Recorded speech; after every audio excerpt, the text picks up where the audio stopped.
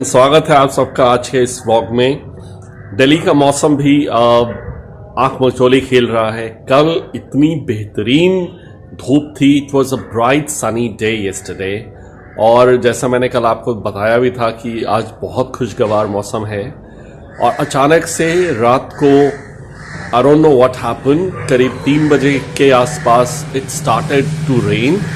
और बहुत तेज़ तो नहीं हुई, बट हाँ करीब 3 घंटे के करीब बारिश होती रही। 6 साढ़े 6 बजे सुबह तक बारिश हुई और पूरा वातावरण एकदम भीग गया है। सारे पेड़ पौधे एकदम फ्रेश हो गए हैं, ऐसे जैसे एक छोटे से बच्चे को मम्मी नहलाकर तैयार कर देती है ना, और वो जो लगता है जिस टाइम पे, तो सारे पेड़ पौधे आज बिल्कुल उसी तरह से प्रतीत हो रहे हैं। फ्रेश, नहाए हुए, खिले हुए, सजे हुए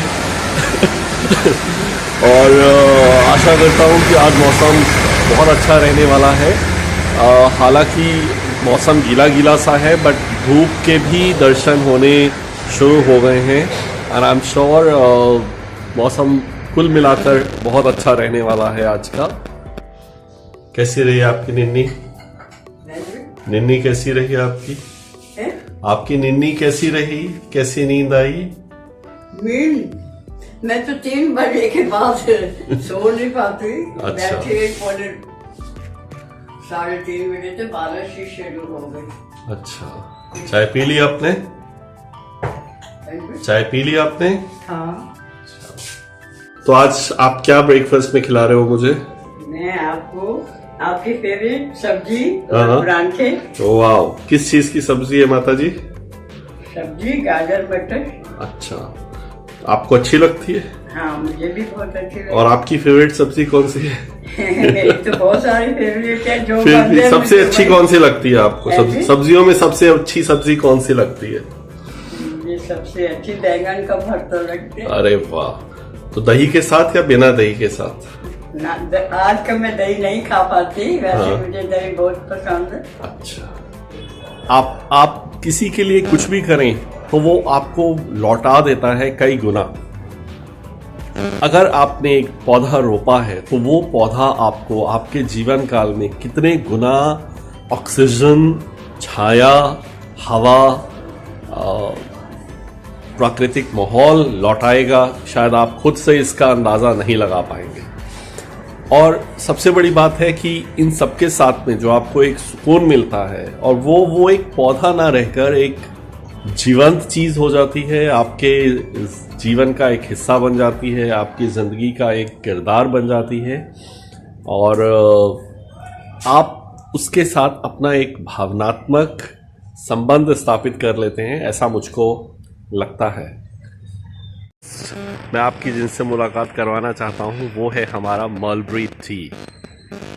fine, it's a huge tree. Fine, Delhi जैसी जगह में घर के आगे पेड़ होना भी एक बहुत बड़ी ब्लेसिंग होती है। और इसका नाम हमने रखा है शशांक। फाइन, शशांक करीब करीब 19 साल का हो गया है। हमने 2003 में ये पौधा रोपा था, और 2003 से और आज हम 2022 में आ गए हैं। 19 साल से शशांक हमारी ज़िंदगी का एक हिस्सा है। बहुत घने इसके पत्ते हो जाते हैं। इस टाइम पे हमने इसकी प्रूनिंग करवाई हुई है, तो इस वजह से आपको बहुत ज़्यादा घना नहीं दिख रहा होगा, बट इस पे कौवे का घोंसला है, इस पे गिलहरी का घोंसला है। और गर्मी के दिनों में ये पूरा पत्तों से लद जाता है, पूरा गेट के आगे एकदम छाया का माहौल क्रिएट कर देता है। बहुत ही बेहतरीन। Hello friends, the second most important person जिसको आज हम इस व्लॉग में मिलने जा रहे हैं वो है मेरी माता जी। राइट, उनका नाम है Pushpalata Bakshi, and she is my pillar of strength, support, और whatever I am today is only because of her। हम एक छोटा सा इंटरव्यू माता जी का लेते हैं और उनसे उनके बारे में और कुछ डिटेल में जानने की कोशिश करते हैं। वेलकम। वेलकम। अच्छा, थोड़ा सा आप हमारे व्यूअर्स को अपने बारे में बताओ। मैं देखो पाकिस्तान से जब आई तो मैं इतनी ज़्यादा उम्र की नहीं थी, मुझे ऐसा कुछ याद भी नहीं है। हाँ हाँ। वैसे पाकिस्तान में आप लोग किधर रहते थे? अब पाकिस्तान है, उस टाइम तो वो हिंदुस्तान था। कौन सा शहर था आप लोगों का? हमारा शहर था डेरा इस्माइल खान। ओके। हाँ जी। तो आप कितने कितने बड़े रहे होगे जब आप पाकिस्तान से आए? तो 4 इयर्स की थी। 4 इयर्स की हाँ थे जी। आप? मुझे अच्छा। ऐसा ज़्यादा कुछ याद नहीं है। हाँ जी। तो यहाँ आने के बाद का कुछ याद है आपको? यहाँ हाँ आने जी, के बाद यहाँ क्या जब हम हुआ? आए तो पहले हम साहिबाबाद गए। अच्छा। वहाँ पर जो है वहाँ का कुछ अच्छा नहीं लगा हमारे पेरेंट्स को। हाँ। फिर हम लोग यहाँ फरीदाबाद आ गए। अच्छा। अच्छा, फरीदाबाद में मेरी पढ़ाई शुरू हुई हम्म और फिर उसके बाद मैं लखनऊ चली गई। हम्म वहाँ पर ही मेरी बाकी की पढ़ाई वहीं पर हुई और फिर मैंने वहीं टाइप वगैरह सीखी सब। कहाँ तक पढ़ाई करी आपने? कौन सी क्लास मैंने तक पढ़ाई करी? हाई स्कूल तक ही करी। हाँ जी। उसके बाद क्या किया आपने? शादी के बाद नहीं, आपने टाइपिंग कब सीखी? टाइप मैंने 62 में सीखी और 62 में मेरे को जॉब भी मिल गया। अच्छा। हाँ जी मैम। तो हिंदी की टाइप सीखी थी आपने? हाँ, या इंग्लिश की टाइप सीखी? इंग्लिश की टाइप सीखी। हाँ। और साइबेरिया डिफेंस का साइबेरिया हेडक्वार्टर में मैंने जॉब किया। फिर उसके बाद हम लोग देहरादून शिफ्ट होना चाह रहे थे, फिर हम वहाँ चले गए तो फिर मैंने जॉब छोड़ दिया। तो जॉब में कैसा एक्सपीरियंस रहा आपका जॉब में? मैं टाइपिस्ट थी। हाँ। उसी का एक्सपीरियंस है मेरे पास। अच्छा, जॉब मतलब अच्छा लगा आपको? हाँ, आनंद आता अच्छा था जॉब में? हाँ जी हाँ। अच्छा, लगभग कितने दिन करा आपने जॉब? मैंने करा 6 मंथ करा। 6 मंथ्स करा। हाँ जी। अच्छा। और तो पिताजी को आपने शादी से पहले देखा था या शादी के बाद ही देखा? मैंने पिताजी को, उनके साथ मैं रही 2 साल। हाँ। और फिर उसके बाद उनका एक्सीडेंट हो गया। अच्छा। तो एक्सीडेंट में वो एक्सपायर हो गए। तो जब आपके पिताजी का एक्सीडेंट हुआ, जब वो एक्सपायर हुए, तो आप कितने बड़े थे उस टाइम पर? मैं उस टाइम 70 इयर्स की थी। 17? हाँ 17। अच्छा। और शादी आपकी कितने साल में हुई? फिर 18 में मेरी मैरिज हो गई। हाँ जी। फिर उसके बाद फिर हम कानपुर में रहे। हाँ। कानपुर से फिर हमारा ट्रांसफ़र लखनऊ में हुआ। तो यहाँ इस तरफ शिफ्ट होने के बाद, पाकिस्तान बनने के बाद, आप लोगों को क्या क्या मुश्किलें आई उस समय? क्या दिक्कत आई, क्या परेशानियां आई? थोड़ा सा उसके बारे में हमें बताओ। हाँ, उसके बारे में ऐसा है कि जब हम फरीदाबाद में आए तो उस टाइम फरीदाबाद की व्यवस्था बहुत ज़्यादा खराब थी। कोई रहने के लिए मकान नहीं थे, कुछ नहीं था। टेंटों में हम लोगों को दिया रहने के लिए। अगर इतनी तो अपने ही देश में रिफ्यूजी बन गए? हाँ जी, रिफ्यूजी बन गए। और फिर एक टेंट में थोड़ी सी चिंगारी उड़ी तो सारे टेंटों में बारी बारी से आग लगती गई और उथल पुथल हम लोग सब हो जाते थे। इस तरीके से हम लोगों ने, फिर उसके बाद धीरे धीरे मकान बने। नेहरू जी आए देखने के लिए। आपके पिताजी वहाँ पे क्या करते थे? मेरे पिताजी वहाँ कंपाउंडर थे। अच्छा। फिर यहाँ पर जब लखनऊ में आए तो हमारी कोई ऐसी जान पहचान नहीं थी, कुछ नहीं, तो उनको वो जॉब मिला नहीं। अच्छा। हाँ, तो फिर उन्होंने MES में जॉब करे। हाँ जी। अच्छा। तो कभी पढ़ने से तो नहीं रोका आपको आपके मम्मी पापा ने? नहीं, कभी नहीं? किसी तरह की उस टाइम पे कोई और ऐसा होता हो कि लड़की हो इस वजह से तुम्हें ये नहीं करने देंगे या वो नहीं करने देंगे? नहीं ऐसा। फिर आपके पापा ने मुझे, उनको शौक था जॉब कराने का। अच्छा। तो मेरे पिताजी को आपने शादी से पहले देखा था या शादी के बाद देखा था? वो हमारे घर में आए थे, हमारे थोड़े रिलेशन में थे। तो हमारे घर में आए तो फिर ऐसी बात, मेरे साथ उन्होंने नहीं ऐसी कोई बात करी। लेकिन मेरे जिया जी थे, उनके फ्रेंड्स थे वो। अच्छा। तो फिर उन्हीं की वजह से बात चल गई। अच्छा। तो आपका जो वैवाहिक जीवन था पिताजी के साथ, हमारे पिताजी के साथ, वो कितने साल चला? उनके साथ मैं बहुत साल रही। हाँ जी, कम से कम 60 ईयर्स रही मैं उनके साथ। बहुत अच्छा जीवन बहुत बीता। बढ़िया, बहुत बढ़िया। किसी चीज़ की कमी नहीं रही हमें। हाँ हाँ। बहुत अच्छा परिवार बना हमारा। ऐसी कोई कमी महसूस नहीं हुई। हाँ। अच्छा। और अभी भी मुझे उनकी जरिए से मेरे को पेंशन मिल रही है। मेरा जीवन अभी भी बहुत अच्छा है। अब आपकी आयु कितने साल हो गई है? मेरी आयु 80 ईयर्स की है। बहुत बढ़िया, बहुत बढ़िया। हाँ जी। तो इन 80 सालों में आप अपना सबसे बड़ा अचीवमेंट क्या मानते हो? क्या आपकी ज़िंदगी की सबसे बड़ी उपलब्धि रही? उपलब्धि मेरी सभी तरह से बहुत अच्छी रही। और अब मैं अपनी बेटी के पास आ गई हूँ, तो जो कमी थी वो भी पूरी होगी। मेरा परिवार बहुत अच्छा है। मेरे बच्चे बहुत आज्ञाकारी हैं। मुझे किसी चीज़ की कमी नहीं होने देते। बस। अच्छा। हाँ। और आज की जनरेशन को आप क्या नसीहत देना चाहोगे?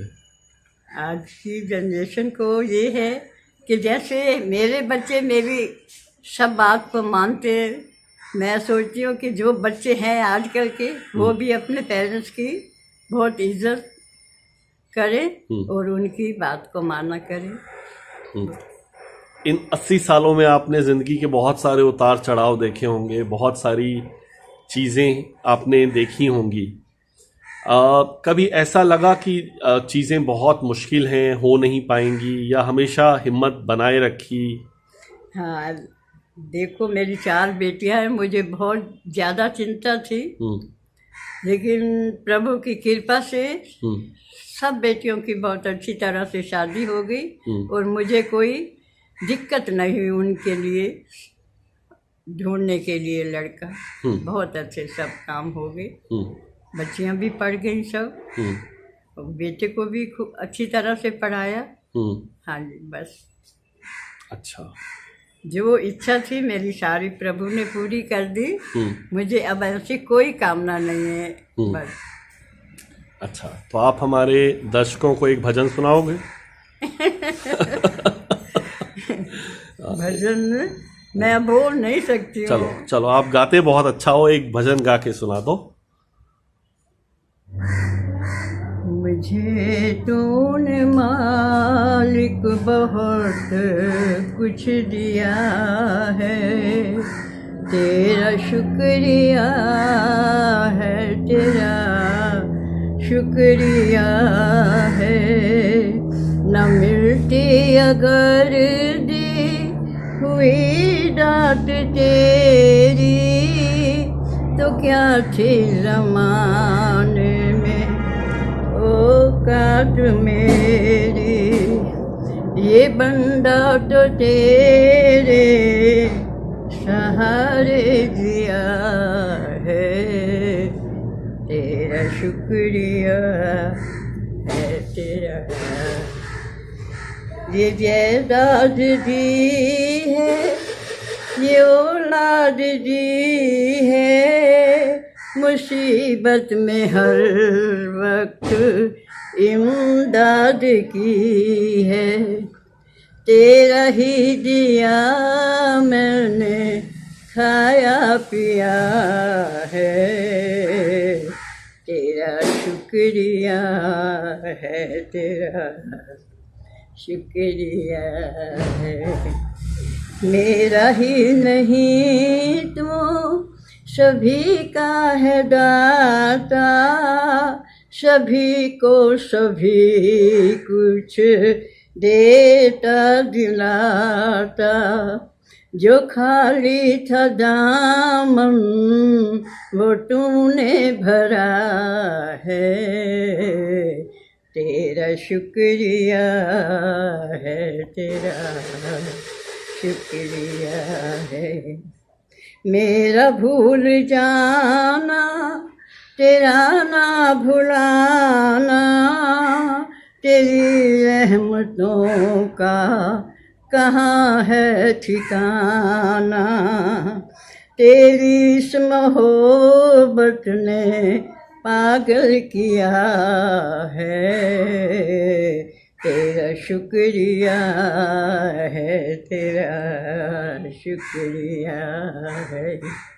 तेरी बंदगी से मैं बंदा हूँ मालिक तेरे ही करम से, मैं जिंदा हूँ मालिक, तुम्ही ने तो जीने के काबिल किया है, तेरा शुक्रिया है, तेरा शुक्रिया। बहुत बहुत धन्यवाद आपका माता जी, आपने इतना सुरीला भजन हमारे व्यूवर्स के लिए गाया, और मैं चाहता हूं कि आप हमारे व्यूवर्स को 2022 के लिए शुभकामनाएं दो। सबका ये वर्ष कैसा बीते। हाँ, हमारी तरफ से हम बुजुर्गों की यही दुआ है कि हमारे बच्चे खूब सबके लिए करें, सबके लिए है। हाँ, खूब प्रोग्रेस करो और अपना नाम, अपने परिवार का नाम उज्जवल करो। और कुछ बस, और कोरोना दूर हो जाए सब अपने काम धंधों पे लौट जाएं, सब सुखी हो जाएं। शुक्रिया आप सबका आज का ये व्लॉग देखने के लिए। आशा करता हूँ कि आप सबको ये व्लॉग पसंद आएगा। ये व्लॉग आज मैंने स्पेशली मेरी एक दिली तमन्ना थी मम्मी का इंटरव्यू लेने के लिए, और मैं अपने आप को एक बहुत खुशकिस्मत व्यक्ति समझता हूँ, क्योंकि जब आप 50 वर्ष के होने जा रहे हों और माँ का साया आपके सर पे हो, तो मुझे लगता है इससे बड़ी ईश्वर की ब्लेसिंग आपके ऊपर हो ही नहीं सकती। क्योंकि माँ तो माँ होती है, आप कितने ही बुज़ुर्ग हो जाएं खुद से, बट वो आपको कभी बच्चे के जैसे, बिल्कुल नन्हे बच्चे के जैसे महसूस करवाना बंद नहीं करती। तो चाहे आप 5 साल के हों या 50 साल के हों, माँ का प्यार, माँ की ममता, अनुभूति आपके लिए वही बनी रहती है। और ये अपने आप में एक बहुत बड़ी सौगात है, बहुत बड़ी ब्लेसिंग है, और मैं अपने आप को बहुत खुशकिस्मत समझता हूँ। तो यही आज का मेन मकसद था कि मैं मम्मी का एक इंटरव्यू करूं और आप सबको भी उससे अवगत कराऊं। धन्यवाद।